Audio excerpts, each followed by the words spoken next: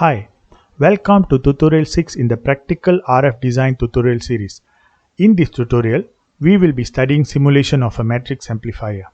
The matrix amplifier is a wideband and high gain amplifier topology compared to reactively matched amplifiers and other amplifier topologies. Let's look at the agenda for today's presentation. First, a brief theory and design of a matrix amplifier will be presented. Then, we will be importing matrix amplifier layout into Keysight ADS. After that, EM simulation will be done using RF Pro. Finally, the EM circuit core simulation of a matrix amplifier will be done using Modelitics component models. Every power amplifier has gain bandwidth limitation, which means the gain and the bandwidth cannot be simultaneously increased beyond a specific limit. To understand this, let's look at the figure 1. Figure 1 shows simple bandpass amplifier consists of an active device and a lump bandpass circuit. The GM is device transconductance. R, L and C are resistor, inductor, capacitor of the bandpass filter respectively. AVO is low pass filter voltage gain and B is the bandwidth. The gain and the bandwidth inversely proportional, which prove that as we increase the gain, the bandwidth will decrease or vice versa. The optimization of external circuit element may never surpass this limitation. Any increase in the gain will offset by reduction of the same amount in the bandwidth. Connecting devices in parallel cannot overcome this gain bandwidth limitation because both transconductance and the capacitor will be multiplied by the same amount, so their ratio remains the same. Matrix amplifier is a power amplifier topology that enables the designers to achieve optimum gain bandwidth product out of the amplifier. In other words, matrix amplifier provides highest gain and the highest bandwidth compared to the rest of the amplifier design in the state of the art. The theory of operations of a matrix amplifier can be explained via figure 4. The RF power is injected at the input port, travels along the input artificial transmission line, get picked up by the BJT in the first row of the matrix amplifier. The picked up signal get amplified and transferred to the center transmission line. Provided that the phase velocity of the input and center transmission line are equal, the signal gets added in phase and travel towards R3. The traveling signal at the center transmission line get picked up by the second row of power transistors and amplified. Provided that the phase velocity at the input, center and output transmission lines are equal, the signal gets added in phase and travel towards the output port. To know more about matrix amplifier, you can refer to IEEE and IET papers on matrix amplifier. In this tutorial, we will be focusing on simulating matrix amplifier using Keysight ADS. In this work, a matrix amplifier with 2 rows and 4 columns of transistor is simulated. In the first row, Infineon BFP 420 silicon BJT is used, whereas in the second row, Avago ATF 54143 EPM is employed. The amplifier gain is 46 dB to 40 dB across 650 MHz to 2 GHz.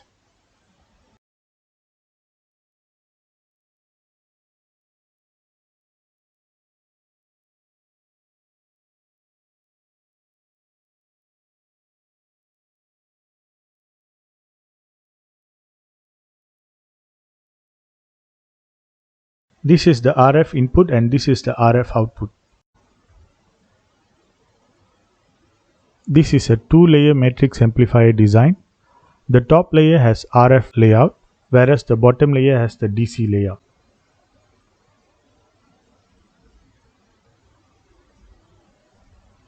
The first step is to generate ODB++ file format from this layout. In order to do that, go to File, Fabrication Outputs, ODB++ files. Next, we have to select the appropriate layers required for the simulation. In my case, I am just going to choose layer 1 and layer 2, which are labeled as L1 and L2.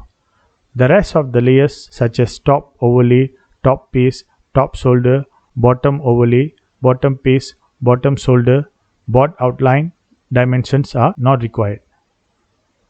After selecting the appropriate layer, click OK.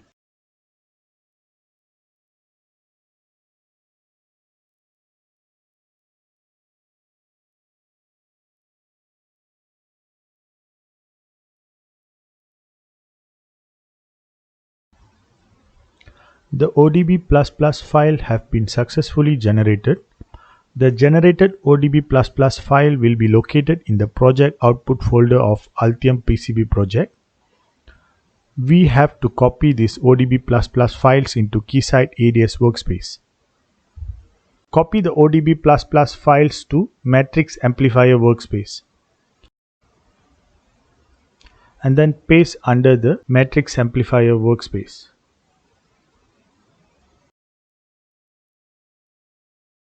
Now I am going to import the ODB++ file into the Keysight ADS.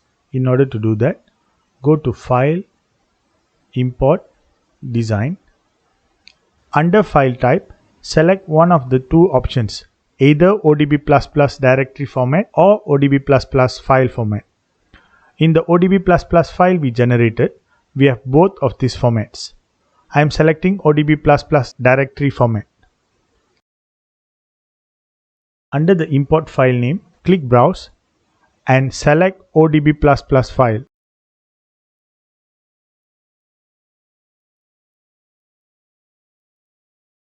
Then click on Options. Under the ODB options, Hierarchy, select Flatten Components. Leave the rest of the settings as default. Under the Layers tab, select Layer 1, Layer 2 and Drill. The rest of the layers are not required for this EM simulation. Under the nets, all the nets are chosen because we are simulating the entire matrix amplifier layout. Under the components, deselect all the components because we will be placing pins for the components manually. Then click OK. For library name, I am selecting small MA library. Under the cell, I am naming the cell as small MA EM4. After done, click OK.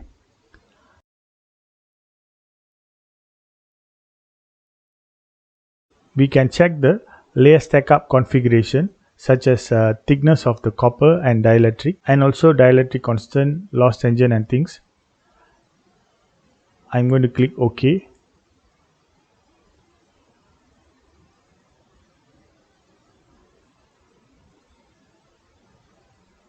The layout import is successful.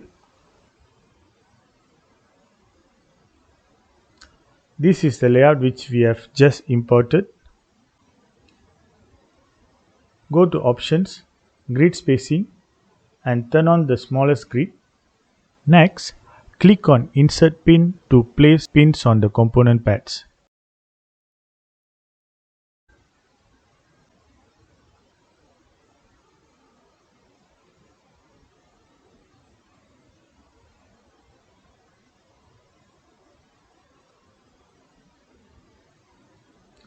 For each series components, the respective ground reference must be underneath or the layer 2. This is a very big layout. Due to this, I am not going to place the pins manually for each component pads. I have already done that before. In this layout, all the component pins are placed at the component pad.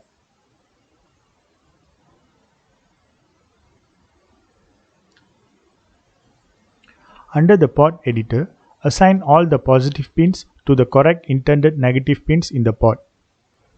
After that, please recheck to make sure the pins assignment in the pots are correct.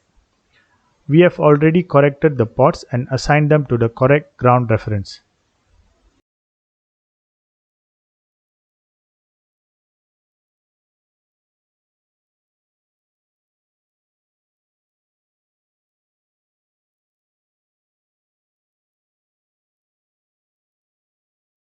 Due to this, we can launch RF Pro. Click RF Pro, New.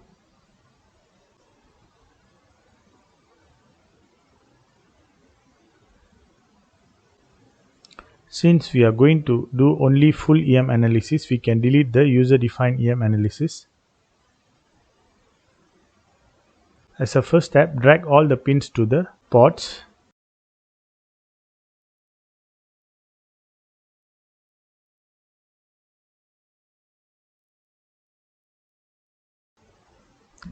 There are some warning messages found.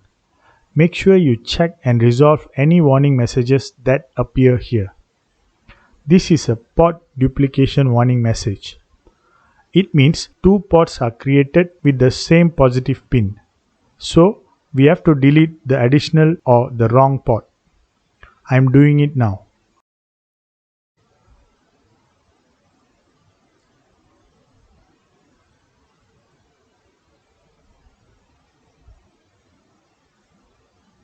Since we have created ports using the port editor in the ADS layout, when we create ports in the RF Pro will assign ports as how we define them in the port editor.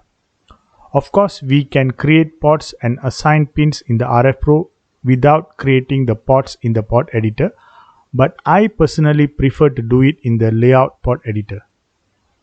Now we don't have any error. Even though the ports are correctly assigned as how we define in the port editor, it's always a good practice to check the ports one by one and make sure the positive pins are referenced to the correct intended negative pins.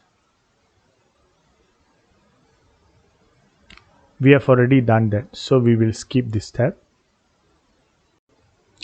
Double click on options. Under frequencies, insert 0 to 6 GHz.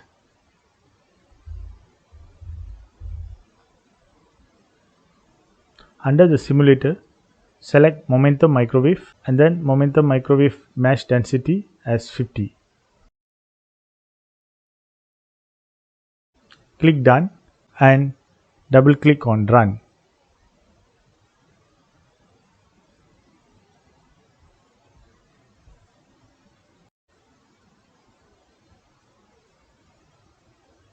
This simulation will take some time.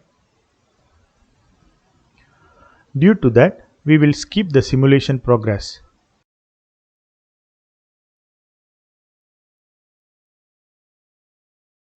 Finally, the RF Pro simulation has been completed. Go to results and double click on generate subcircuit. This is the subcircuit model which has been generated.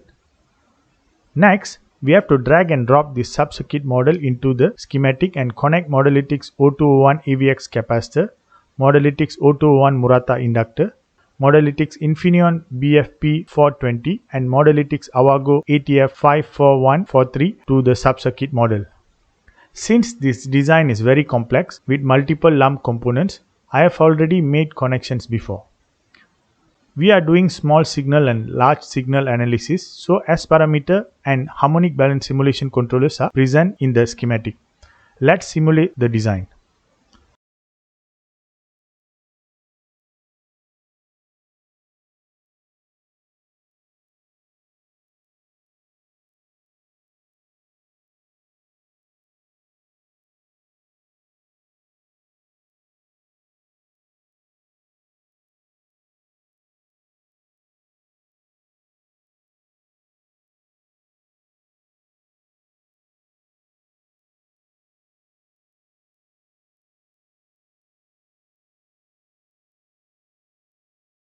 These are the matrix amplifier results.